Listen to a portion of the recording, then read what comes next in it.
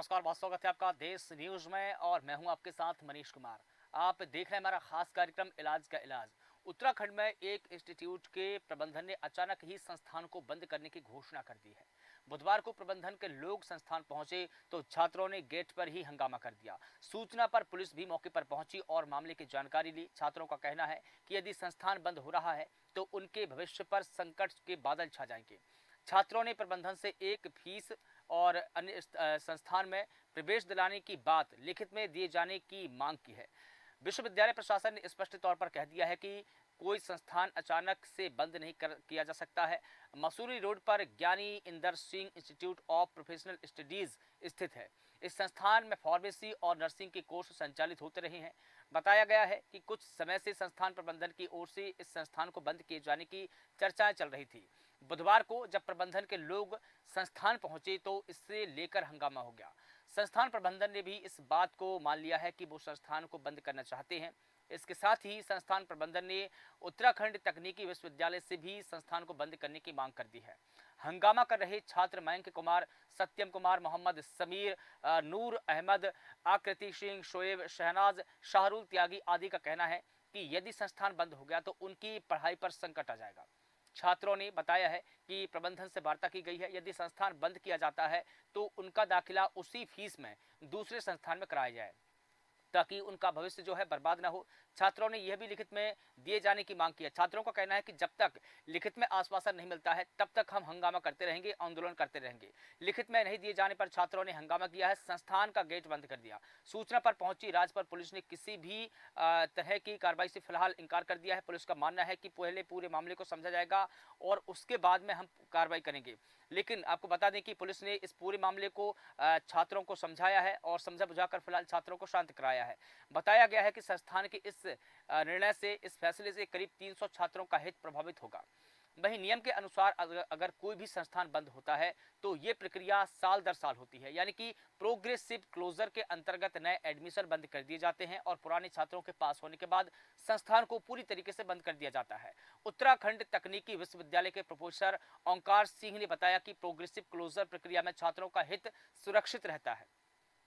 संस्थान की ओर से सूचना दी गई है कि उन्होंने संस्थान को बंद करने के लिए प्रार्थना पत्र दिया है। जिस तरह से संस्थान को खोलने की एक प्रक्रिया होती है उसी तरीके से संस्थान को बंद करने की भी एक अलग प्रक्रिया होती है। कोई भी संस्थान अचानक उसे बंद नहीं कर सकता है। उनके प्रार्थना पत्र का नियमावली के आधार पर परीक्षण किया जाएगा, उसके बाद में संस्थान बंद किया जा सकता है और इस बारे में परीक्षण के बाद ही कुछ निर्णय लिया जा सकता है। दरअसल आपको बता दें कि ये नियमावली पर अगर संस्थान खरे उतरते हैं तो परीक्षण करने के बाद ही यह फैसला लिया जा सकेगा कि संस्थान को बंद करना है या नहीं करना है। तो बता दें कि एक संस्थान के बंद होने से अब कई छात्रों का जो जीवन है अंधकार में है। ज्ञानी इंद्र सिंह इंस्टीट्यूट अब बंद हो रहा है। पैरामेडिकल इंस्टीट्यूट बंद होने से कई छात्र परेशान हैं। छात्रों ने इंस्टीट्यूट पर कई गंभीर आरोप लगाए हैं। छात्रों का यह भी कहना है कि उनको पूर्व में सूचना नहीं दी गई है, अचानक से ये इंस्टीट्यूट बंद किया जा रहा है। इस पूरे मुद्दे पर बात करने के लिए हमारे साथ में कुछ मेहमान जुड़े हुए हैं। सबसे पहले अपने मेहमानों का परिचय करा देते हैं, उसके बाद में इस मुद्दे पर बहस शुरू करेंगे। महेश सैनी जी हमारे साथ में जुड़े हैं, स्टेट ब्यूरो हेड है उत्तराखंड से। इसके अलावा लक्ष्मी प्रसाद बड़ौनी जी हमारे साथ में जुड़े हैं, आप वरिष्ठ पत्रकार हैं। आप दोनों का बहुत स्वागत करता हूं। महेश जी, सबसे पहले मैं आपसे ही समझना चाहूंगा, जिस प्रकार से छात्रों के भविष्य पर अब संकट मंडरा रहा है, इंस्टीट्यूट के बंद होने से करीब 300 छात्र का भविष्य जो है अंधकार में है। सबसे पहले आप ये बताइए कि ये इंस्टीट्यूट अचानक बंद क्यों हो रहा है? मैं आपको बता दूं मनीष कि ये ज्ञानी इंदर सिंह जो पैरामेडिकल कोर्सेज ये चलाता है, यहाँ पर लगभग 3000 के आसपास स्टूडेंट है, लेकिन उसमें नर्सिंग के जो छात्र हैं, पैरामेडिकल के छात्र हैं, लगभग 310 के आसपास हैं। ये सबसे पहली बात ये है कि ये पिछले कई वर्षों से ये प्रयास कर रहे थे कि ये कॉलेज को बंद कर दें, लेकिन ये कभी हिम्मत नहीं जुटा पाए।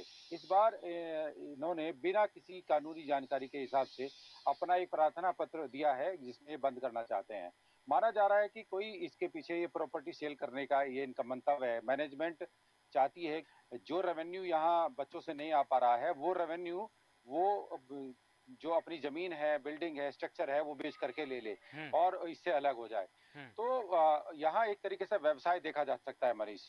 तो दूसरी बात ये मैं आपको बता दूं कि जिस तरीके से इन्होंने अचानक छात्रों को ये कहा है कि हम विद्यालय बंद कर रहे हैं, हम अपना आपको वो कहीं भी समायोजन की स्थिति की अभी तैयार नहीं है। दूसरी ओर मैं आपको बता दूँ कि कोई भी विश्वविद्यालय हो जो एक्रेडिटेशन देने से पहले सारी फॉर्मेलिटीज पूरी कराता है। उसमें खासकर ये बात है कि जैसे खोला जाता है एक विद्यालय, ऐसे ही बंद करने की पूरी प्रक्रिया है। हुँ, पूरी एक रिपोर्ट्स आती हैं, सभी एनओसी के बाद में वो बंद किया जाए, क्योंकि बच्चों का हित सर्वोपरि है। हुँ, बच्चों के लिए अभी तक भी मैनेजमेंट ने ये व्यवस्था नहीं की है कि हुँ, वो बच्चे किस विद्यालय में पढ़ेंगे, हुँ, क्या उनके फीस का स्ट्रक्चर होगा, क्या हुँ, जिस फीस पर उन्होंने यहाँ पर एडमिशन लिया था, क्या वही फीस होगी?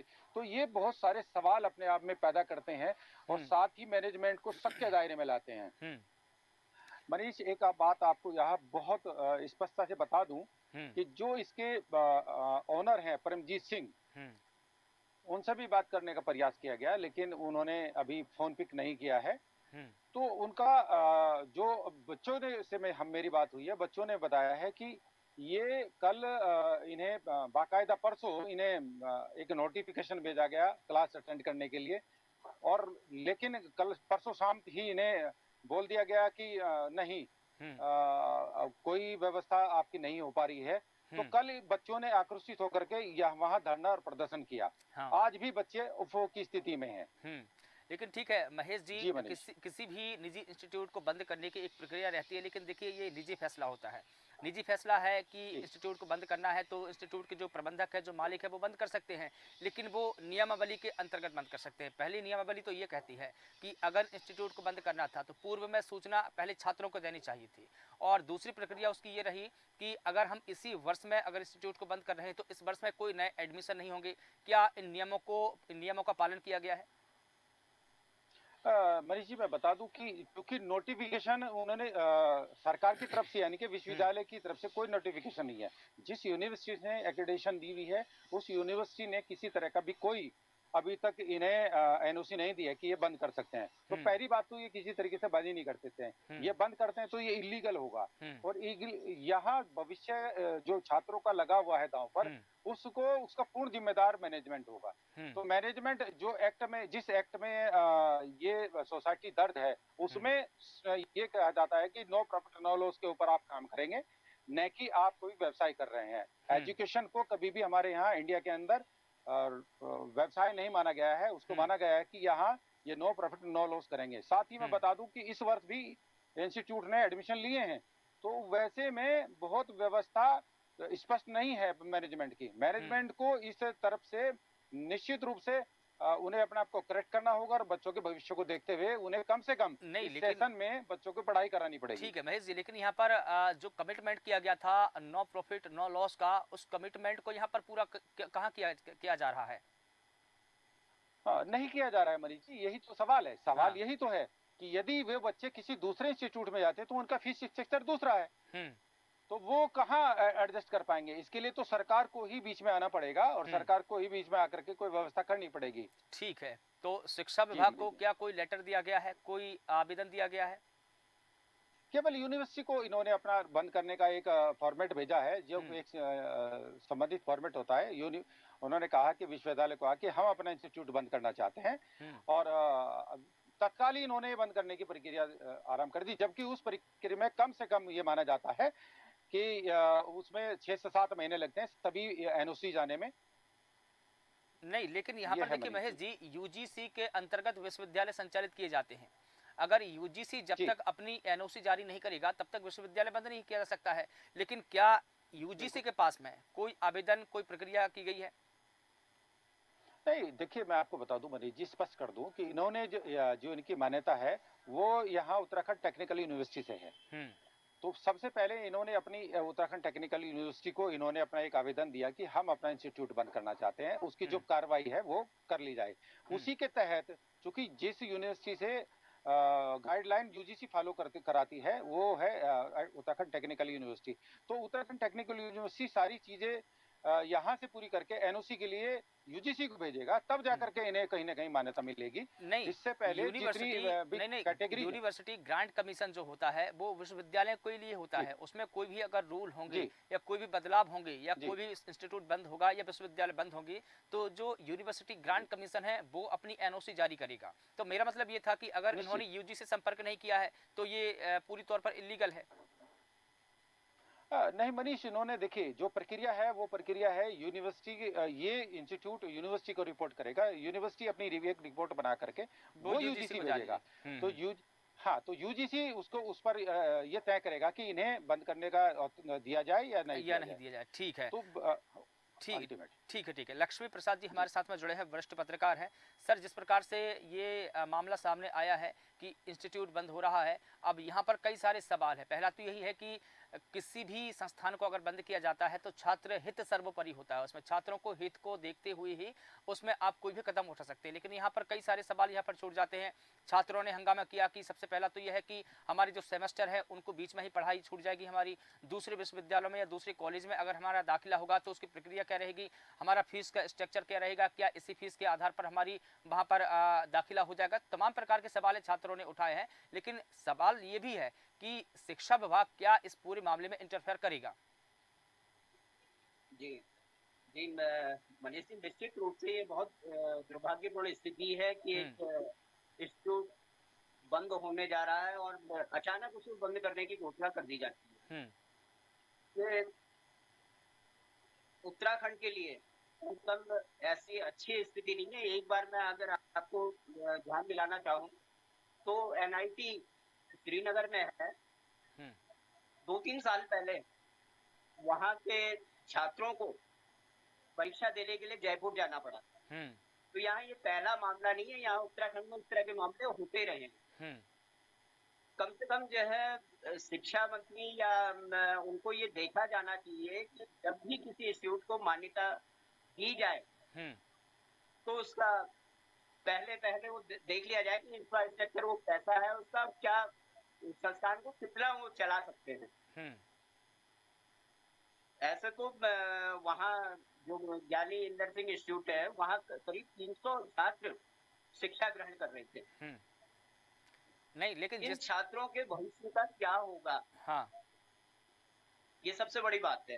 ये सबसे अहम सवाल है जिसके बारे में शिक्षा मंत्री और उत्तराखंड सरकार को संज्ञान लेना चाहिए।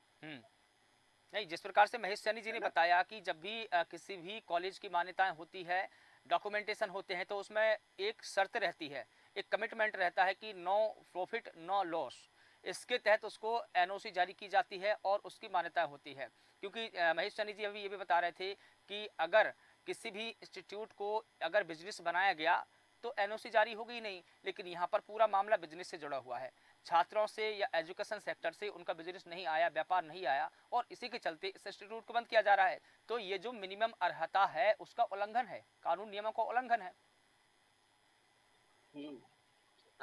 यही मेरा मतलब कि इस तरह से तो हर अगर इंस्टीट्यूट अगर ऐसे बंद होते जाएंगे तो हुरमुत्ते की तरह अगर ऐसे इंस्टीट्यूट खुलते जाएंगे तो छात्रों का क्या होगा, है ना। बिल्कुल इस तरीके से मतलब ये परिपाटी जो है कम से कम बंद होनी चाहिए। ठीक है। मोहम्मद समीर जी हमारे साथ में जुड़े हैं, छात्र हैं उसी इंस्टीट्यूट के। मोहम्मद समीर, क्या आप सुन पा रहे हैं मुझे? मोहम्मद समीर जी, ठीक है। मोहम्मद, जिस इंस्टीट्यूट में आप पढ़ाई कर रहे हैं, अध्ययनरत है, वहाँ पर ये जानकारी है कि वो इंस्टीट्यूट अब बंद हो रहा है। क्या ये जानकारी आपको पूर्व में प्रबंधन द्वारा बताई गई थी? नहीं सर, इस तरह की कोई जानकारी प्रबंधक द्वारा नहीं बताई गई थी। ये तो आज पिछले कई दिन से हम यहाँ पे आ रहे हैं, डेली आ रहे थे, तो पता चला हमें बाहर से न्यूज मिली, तो हम कंफर्म करने के लिए आ रहे थे। तो लेकिन हमें आश्वासन दिया जा रहा था कि नहीं, आपके पास जो न्यूज मिली है वो फेक है, वो कोई ऐसी न्यूज नहीं है। लेकिन फिर बाद में जब हर यूनिवर्सिटी हम बच्चे गए, वहाँ पे इन्फॉर्मेशन ली, उसके बाद कल कंफर्म किया कि हाँ, कल बताया कि कॉलेज बंद कर रहे हैं। अभी तक तो बच्चों को ऐसे ही अंधेरे में रखा हुआ था। यहाँ पर मोहम्मद, ठीक है समीर, यहाँ पर कितने छात्र हैं जो नर्सिंग के हैं और ऐसे कितने छात्र हैं जो फार्मेसी कर रहे हैं? 60 बच्चे जो हैं वो नर्सिंग के हैं और 210 या 212 के समथिंग फार्मा के हैं। कुल मिला के ये देखा जाए कि सैकड़ों छात्र यहाँ पर हैं जो अध्ययनरत है, लेकिन आपने ये डिमांड रखी है जैसे कि अब ज्ञानी इंद्र सिंह इंस्टीट्यूट बंद हो ही रहा है, तो आपकी डिमांड ये है कि जो आपने फीस स्ट्रक्चर जो आपने यहाँ पर सेट किया था उसी फीस स्ट्रक्चर के हिसाब से दूसरे संस्थान में आपका दाखिला हो। क्या ये मांग मानने के लिए आपको प्रबंधन ने कोई आश्वासन दिया है, वो तैयार है इस मांग के लिए? वो वर्बली इस चीज के लिए आश्वासन दे रहे हैं, लेकिन उनका क्या है कि वो हर अपनी बात को जो बात वो बोल देते हैं वो कुछ ही मिनटों के बाद वो अपनी बात से मुकर जाते हैं। तो हमने उनको बोला है कि हमें आप रिटर्न में लिख के दे दो। तो रिटर्न में लिख के देने के लिए वो लोग तैयार नहीं है।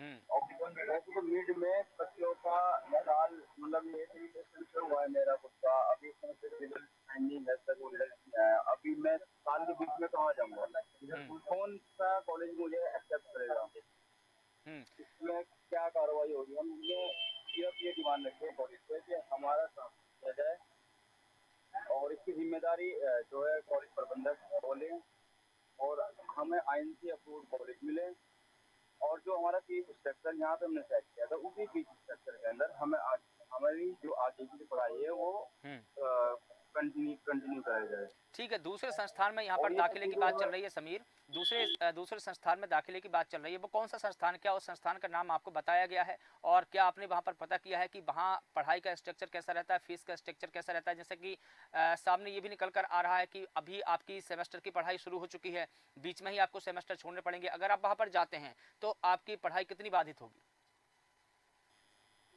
सर पहली बात तो हमें कोई ये साफ नहीं कराया गया कि कौन से संस्थान में हमें भेजा जाएगा। दूसरी बात, हमारी जो क्लासेस थी अब से ये समझो 1.5 महीना पहले स्टार्ट हो जानी चाहिए थी, अब तक हमारी क्लासेस स्टार्ट नहीं हुई। हमारी जो पढ़ाई है, हमारी जो क्लास स्टार्ट होगी तो फर्क तो पड़ेगा और जरा से इम्पैक्ट जाएगा पढ़ाई पे। अब इससे हमारे फ्यूचर में जो रिजल्ट आएगा उस पर कम से कम ये समझो आप उसमें जो भी हमारी जो मार्कशीट आती है हर साल और हर सेमेस्टर की, उसमें फर्क तो नजर आ जाएगा, क्लियर फर्क नजर आ जाएगा। क्योंकि जब बच्चा पढ़ेगा नहीं तो एग्जाम कैसे दे पाएगा। ठीक है महेश सैनी जी, जिस प्रकार से आपने मोहम्मद समीर की बातों को सुना, उनके दुख को सुना, कहीं ना कहीं अगर इंस्टीट्यूट बंद हो ही जाता है तो इनकी जो फ्यूचर है, इनकी जो सेमेस्टर की पढ़ाई है वो तो अधर में लटकेगी ही, लेकिन आगे भी अंधकार ही अंधकार दिखाई दे रहा है क्योंकि अभी तस्वीरें साफ नहीं है कि किस इंस्टीट्यूट में इनका दाखिला होगा। ना प्रबंधन की तरफ से बताया गया है और ना ही जो उनके अधिकारी है इंस्टीट्यूट के उनकी तरफ से बताया गया है।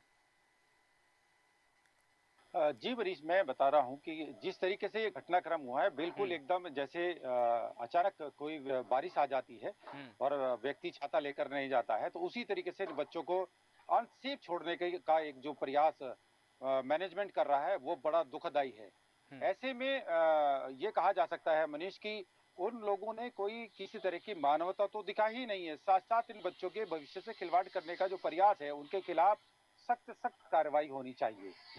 ऐसे में बच्चों को कम से कम जो देश के भविष्य हैं, कोई इंजीनियर, कोई डॉक्टर, कोई पैरामेडिकल होकर के जो अलग अलग अपने सब्जेक्ट्स को क्वालिफाई करके नौकरी के लिए जो सपने देख रहा है, उसका भविष्य के साथ में जो खिलवाड़ करना है ये एक बहुत बड़ा क्राइम ऑफेंस है।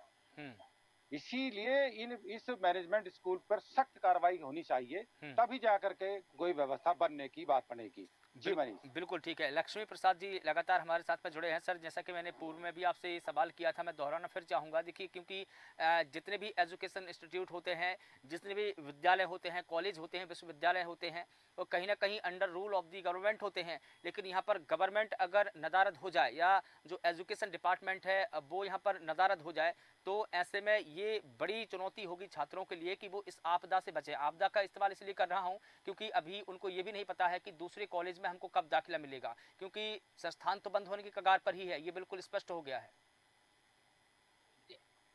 जी मनीष जी, मैं भी यही कह रहा हूँ कि सबसे बड़ा सवाल यही है कि जिस इंस्टीट्यूट में जो बात कही जा रही है कि इस इंस्टीट्यूट में छात्रों को दाखिला दिया जाएगा, सवाल ये भी है क्या उस वो इंस्टीट्यूट इतनी सीटें वहाँ भरी जा सकेंगी क्या? और वहाँ या खाली इतनी कितनी सीटें होंगी? वहाँ पे खाली होंगी जो इन छात्रों को वहाँ पे एडजस्ट किया जा सकेगा? और किस तरीके से उनकी पढ़ाई लिखाई की व्यवस्था होगी, किस तरह से फैकल्टी वहाँ पे आएंगी, जो यहाँ से फैकल्टी जाएंगी वो कहाँ जाएंगी? उनका भी भविष्य अपनी जगह पे सवाल बन के खड़ा हुआ है, चुनौती बन के खड़ा हुआ है, जैसा कि आप कह रहे हैं।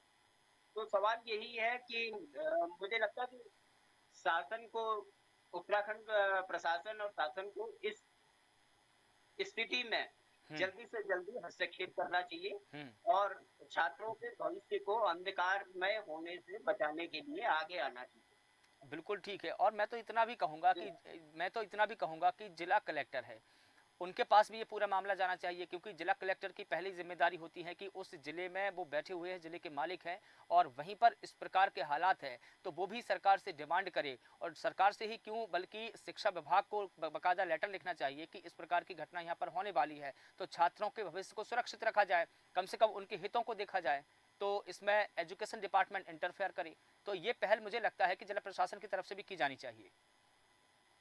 जी जी, बिल्कुल बिल्कुल, आप सही फरमा रहे हैं। बिल्कुल ठीक है सर। तो तमाम जानकारियों के लिए आप सभी का बहुत शुक्रिया इस मुद्दे पर बात रखने के लिए। तो बता दें कि ज्ञानी इंदर सिंह इंस्टीट्यूट अब बंद होने की कगार पर है।